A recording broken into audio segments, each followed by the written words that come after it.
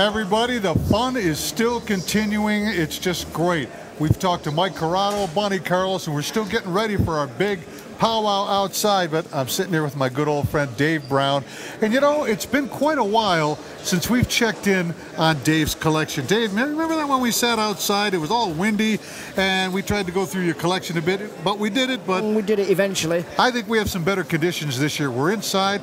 Let's see what's going on here. Dave's been kind enough to bring these pictures.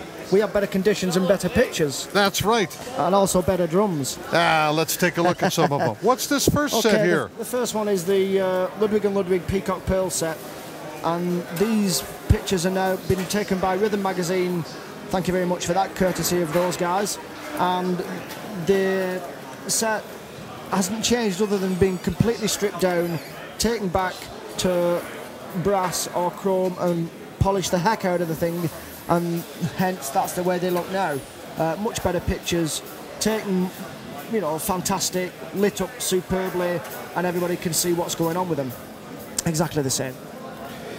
Now this is Peacock So Pearl. that's Ludwig and Ludwig 1927 Peacock Pearl. Yeah, with a painted head. Again, a Ludwig painted head that I got from Tony Lewis a couple of years ago. Dave, is that an actual factory head? That's an actual factory head. Yeah. You know, I've seen some of the representations, and I'm still looking for more catalog representations. I haven't seen this one. Is this cataloged or not? Do you know? I guess it is, but I can't tell you exactly which catalogue that particular head is featured in. But I know that it is an official Ludwig head because it has the little Ludwig sticker right at the very bottom. Yes. Maybe you can't see it in the photograph there, but I can assure you that it does have it. Yes, there. I do see it's kind of like a little decal. Yeah. I've seen that before. You know, this set is particularly clean, which is very indicative of a lot of your sets. Namely, and here's this famous set. We were talking about Mark Cooper's sea green set. Well, look at this. Again, that's a Slingerland sea green set, and it's the double tension version with the tone flange drum, with also the sea green pearl edged trap tray, courtesy of Ryland Fitchett. Thank you, Ryland. It's the only one that I know with an existing trap tray. I think that's a 9x13 mounted tom, which just sets the kit off nice. That's the first time I have ever seen sea green pearl on a trap table. On a trap table? Yes. Yeah.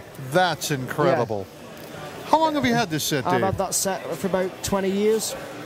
And where'd it come from? It came from Bunny. Bunny Carlos. Bunny Carlos. Isn't this amazing, guys?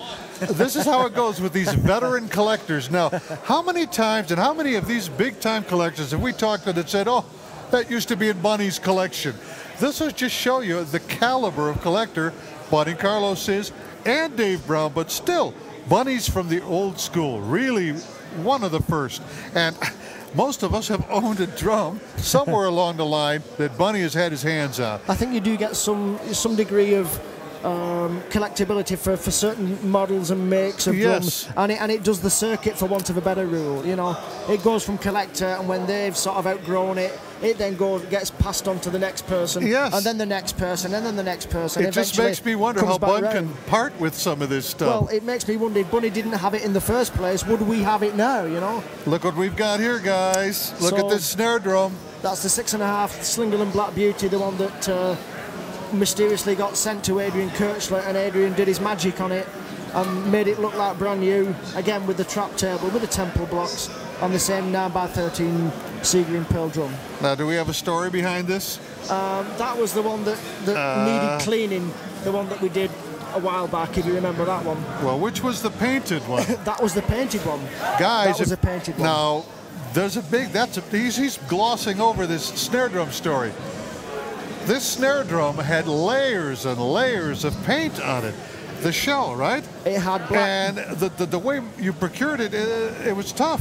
The guy didn't want to sell it to you, or didn't want to ship it. The guy didn't even want to ship it anywhere, so I ended up having to go and pick the thing up. And you know, he didn't really. First of all, he wasn't a musician. He was a bit of a tinkerer, so he had a guitar, a banjo, a mandolin, a drum, a triangle, etc., etc. And he just wanted to get rid of the thing. And as soon as I saw it, I nearly peed myself because I knew exactly what it was. I knew it was a Slingerland because I saw the beads. I didn't know that it was a Black Beauty until we unearthed and took all the paint off and all the schmutz. Right. There was black tape around it, then black paint, then blue paint, then white paint, then the shell. And eventually, after taking all the muck off, lo and behold, you get an engraved Black Beauty underneath. Wow. Right. Well, that was an incredible story about that particular drum. Unbelievable. These are the kind of things that happen in this, on the upper levels of the collector world.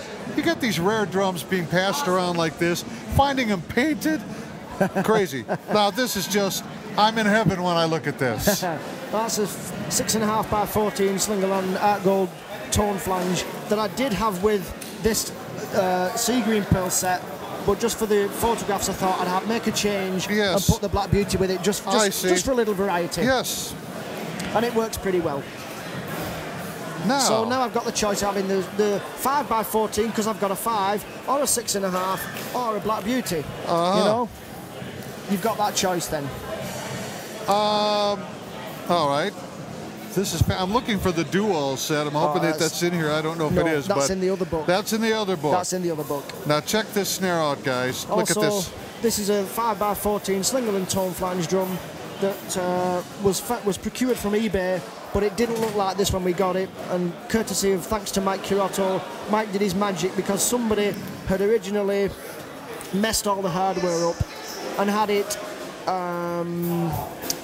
not chrome plated, but they'd done another plating process, can't remember which one it was now, and made a complete mess of the thing. So basically, Mike said, send it to me, I'll take it all back to brass. This is very similar. I'll respray it and get it down as near as we can get it to the original Slingerland art gold, and then clear lacquer the thing, and it came out like that. And that's a sort of a good representation of what it would have been like when it was new, you know? Yeah. Now, Mike has done a lot of experimentation with plating, and especially working with engraved drums. He has some platers out there. Avenue plating is one of them that he uses religiously. And he's pretty much perfected this art of restoring art gold and getting Slingerland Ludwig gold and things like that together. Here we go.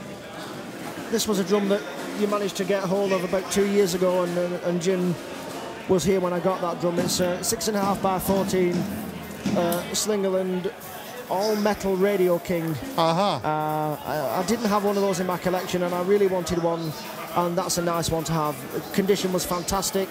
Very, very little wear on it. Just a little light cleaning on the whole thing. I see. You know, and that was it. That's just the way you want it, boy. That's a dream drum. Not much cleaning at all. Very fine example.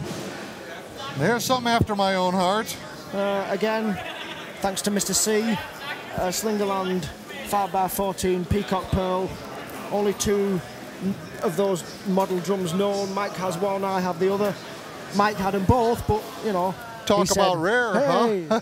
He phoned me up one day and said, Dave, do you want to buy the Peacock from me? Well, I couldn't pay him fast enough. So now it lives in England, and good drum. Nice drum. I was over at Joe Luoma's booth, and we were looking at a couple of Peacock Pearl examples. There are many different examples of the finished Peacock Pearl. A lot of them have a little more turquoise in them, right? Yeah.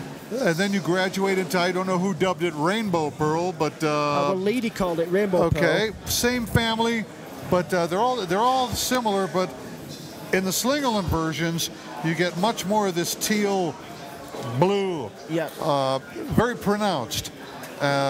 It's quite different from the Ludwig and Ludwig Peacock Pearl as well. You know, there are more pinks and yellows in the Ludwig one. There's not quite so many pinks and yellows and browns in this one. But again, there are various shades of Ludwig's Peacock Pearl, as Bunny will tell you, and also will Mike. Either way, every one of them is super rare. And of course, Dave has one.